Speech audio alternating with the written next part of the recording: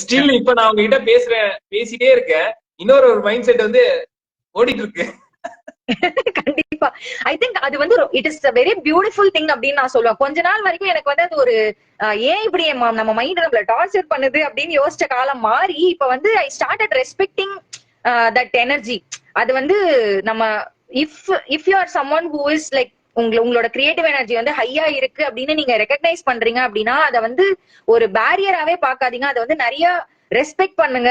Like you know நான் daily morning எந்திரிச்ச உடனே வந்து நிறைய அஃபர்மேஷன் சொல்லும் போது நான் சொல்ற ஒரு விஷயம் மைண்ட் செட் வைஸ் அதுதான், இது வந்து ஒரு பிளெஸிங். இப்படி வந்து நம்ம யோசிக்கிறது வந்து ஒரு பிளெஸிங். சோ இதை வந்து நம்ம இம்பாக்ட் கிரியேட் பண்றதுக்கு எப்படி யூஸ் பண்ணலாம்னு நெக்ஸ்ட் பார்ப்போம், அதை வந்து எப்படி நம்ம ஸ்ட்ரீம் லைன் பண்ணலாம்னு பார்ப்போம் அப்படின்னு சொல்லிட்டு யோசிப்பேன். சோ அது வந்து ஒரு பிளெஸிங் அப்படின்னு நினைக்கிறேன்.